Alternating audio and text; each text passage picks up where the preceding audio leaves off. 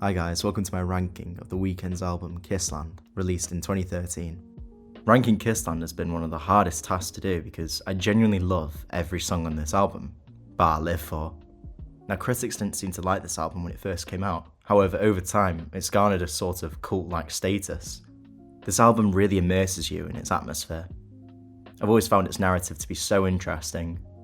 I think The Weeknd's at its best when his album has a true concept, such as albums like After Hours and Dawn FM, which have a clear, consistent narrative, whereas albums like Starboy or Beauty by the Madness don't seem to have their concept as clear, meaning that a lot of the songs fall a bit redundant because they don't add anything to the story, whereas in Kissland, every song adds something new to the story, or to the concept of the album. Now this is the last album before The Weeknd became more commercial, with the album Beauty Behind the Madness, but still to this day my favourite era of The Weeknd is his early era, where it was just The Noise, Trilogy and Kissland. I will be including the song Odd Luck, even though it's a bonus track on the deluxe edition, as I believe it fits the album so well, and every time I listen to the album I place it in the track list. However, I won't be ranking the Wanderlust remix, as Odd Luck is a separate song and Wanderlust remix is a remix. Anyways, that's enough waffle from me, let's get on to the ranking. Number 11, Live For. Now coming in last place is by far the weakest track on the whole of the album, this song being Live For. Now this song just lacks the maturity the rest of the album does, and the concept as well, and it feels just like quite a commercialised song, meant just for radio play. The constant repetition of the chorus just becomes incredibly annoying. I do like some of the verses in the song, and the song has grown on me over time, but most of the times when I'm listening to this album, this is the only skip. I just don't understand how this song can make the final cut of the album, and yet unreleased tracks from this era, such as For Your Eyes Only, can't. Number 10, Pretty. Now genuinely at this point, I love every single track, and it's been so difficult to rank one of these second to last. However, I believe that Pretty is probably the weakest out of all the tracks. It just sounds so ironic to rank this so low, considering the concept of it is so clear, the music video is great, the narrative's fantastic. However, the only thing I'd say that's going against it is that after a couple of listens, when you know exactly what's going to happen when he goes back to murder his lover, and the man she's been cheating on him with, I think it loses its original kind of power. However, I can't state enough that I genuinely love this song, and I wish the songs in this album were worse, so this ranking would be easier to do. Number 9. Wanderlust. Now coming in at 9 is the song Wanderlust. Now I absolutely adore this song. I think it's so catchy, quite a pop-centric track, but I think it does still fit on the album. It might not be as atmospheric as the other songs or flow as better, but this song is guaranteed to get you up off your feet. Number 8, The Town. Now in my Trilogy ranking, I mentioned a song called Outside, which I believe is quite similarly styled. I even went so far to say that if you like the song Outside, then you will definitely like Kissland. Now The Town is the song that I think partners with Outside so perfectly. I think they have such a similarly styled production. However, I think The Town does more with this concept than Outside does. This song just really transports you into the album. We come from the song Professional, which is very, very atmospheric, but it's this song that truly seals the kind of theme of the album. It's where you truly start to understand the concept of the album and what the message is and what it's trying to make you feel. Number 7, Love in the Sky. Coming in at number 7 is the song Love in the Sky.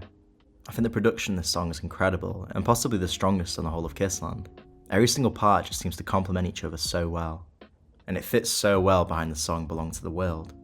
The two songs just merge together so perfectly, and it's such a highlight on the whole album. It's hard not to sing along to this song, especially near the end, when Abel's just belting the words, "We'll find our love in the sky." This feels blasphemous to put it in 7th, however I think I just like the other tracks on this album a little bit more. Number 6, Adaptation.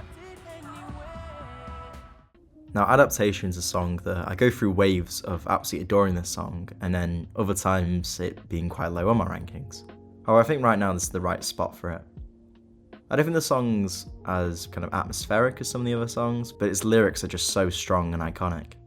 I always really look forward to listening to this song when I'm listening to the whole album, and I think it's at such a perfect time in the album as well. I always find with a lot of albums the third song is the most important, because you have an intro that sets the scene, maybe very atmospheric or cinematic. You have a second song that follows that up, maybe a little bit more liminal, but still quite strong. You have the third song then that has to exceed all expectations to make you want to keep carrying on listening to the album. I think this is incredibly prevalent in House of Balloons. You have High for This, which is very, very loud, powerful song. You then have a quiet song, What You Need. And then the third song on that track is House of Balloons, Glassdome Girls, which is bombastic and enigmatic. But yeah, Adaptation belongs and deserves to be in the number 6 spot. Number 5, Belong to the World. Now in the album, during kind of the halfway mark, there's a run of songs which I all kind of place together, this being Adaptation, Love in the Sky, and Belong to the World. I think they're all very similarly themed, and even their sound is quite similar. However, I believe Belong to the World is the strongest out of these three. I think the sampling is incredible, that being of the Portishead song, Machine Gun. I mean, Portishead is such a perfect band to blend with the Weeknd style. I really think the music video for Belong to the World is incredibly underrated. The cinematography is beautiful, and again the narrative and story are so clear. Number 4, Odd Luck. Now coming in at number 4 is the bonus track, Odd Luck, from the Kissland Deluxe Edition. Now I generally think this is one of the Weeknd's most underrated tracks, and especially one of the most underrated commercial tracks. This song really does belong on the radio. However, to my knowledge, I don't believe it ever got the recognition it deserved. The use of bass and reverb in this song is incredible, and it's a delight to the ears. Every use of synth is so perfectly orchestrated. I think it just goes beyond what Wanderlust aimed to do, even if I believe they're quite similarly sounding. Odd Luck will always have a very, very special place in my heart. It's a song I come back to all the time. With a lot of the Kissland tracks, you never really listen to them solely, you kind of listen to it as a full project. Whereas this song, you can just play by itself and it'd be perfectly fine. The song does such a great job of instantly immersing you, whereas some of the other tracks I think are dependent on other tracks to immerse yourself in the world of Kissland. Number 3, Kissland. Now I know I said before Love in the Sky might be my favourite song production-wise. However, on a rethink, I disagree with myself and I believe Kissland is the best produced song.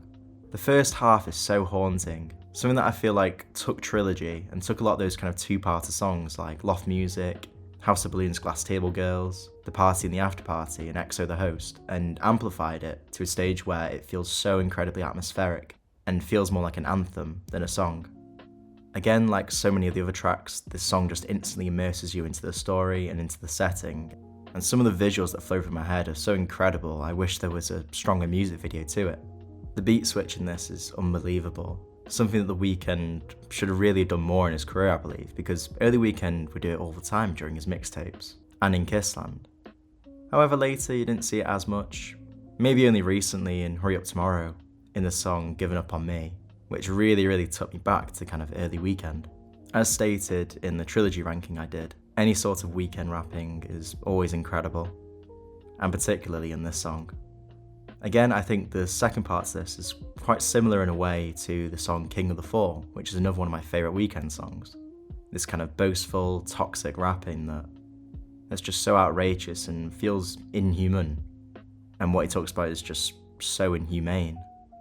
It just feels like a true disconnect from reality. The Weeknd's character is going on such a rabbit hole of self-centeredness and selfishness, and can't even come to terms with that, but is instead boasting about it, which is truly cementing the character as an unsympathetic character in this instance. We've gone from a character in Trilogy who's fragile and self-aware of his indulgences and his bad toxic traits. However, we've got to the stage now where The Weeknd's taking these bad traits and amplifying them, boasting about them, making him a less sympathetic character this time. I just think it's an incredible look into just how dark The Weeknd can get. Now later in the album we will see the true consequence of this song. Number 2, Professional. Coming in second on my ranking is the opening track, Professional. It's a cinematic anthem that opens the world of Kissland and gives the listener true immersion into the whole album's themes and setting. This song has some of my favourite lyrics out of the whole of The Weeknd's discography, and on some days is my favourite song on the whole of Kissland. This song gives us a glimpse into The Weeknd's naive view of consumption and his addiction to fame. This is my favourite opener out of the whole of The Weeknd's discography. I think coming from Trilogy, which is such a monumental compilation album of 30 songs, to bridge that across to a completely different album is so difficult. I think Professional truly accomplishes this, and just feels like a great gateway into a completely new project by The Weeknd. And I don't think it could have been done in any better way. Number 1, Tears in the Rain. Now finally, coming in at number 1 is the song Tears in the Rain. This song has just always stood out to me. It's the perfect song to highlight the consequence of The Weeknd's actions. He's gone off, travelling the world, sleeping with as many girls as he wants, finally coming back to see his true lover at home. However, when he came back, he's found her with a new man. His jealousy and hatred leads him to kill her and her new lover. Tears in the Rain takes this and shows the true consequence of his actions and how it's affected him and his own emotional turmoil. This whole song is an accumulation of the whole Weeknd story, even from the days of Trilogy. Now we know Trilogy had similarly sounding songs and similarly thematic songs where we see the consequence of The Weeknd's actions. Songs like The Knowing or Echoes of Silence truly show this. However, we know that The Weeknd hasn't learnt from his actions in Kissland. So maybe Tears in the Rain is the last hope for him. Maybe it's the last straw.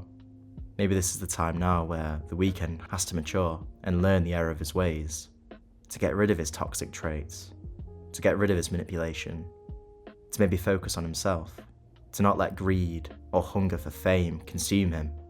The chorus of this song is so poignant and is a great twist to one of the most iconic lines in the film Blade Runner. Blade Runner is also one of my favourite films of all time, so to have a Weeknd song that blends this with Blade Runner is incredible to me. I just think Tears in the Rain is such a perfect song and a perfect ending to the whole of Kissland, and in a way, the perfect ending to this version of The Weeknd. And that concludes the full ranking of The Weeknd's album Kissland. Thank you for listening. Feel free to check out my other rankings, including a full ranking of The Weeknd's album Trilogy.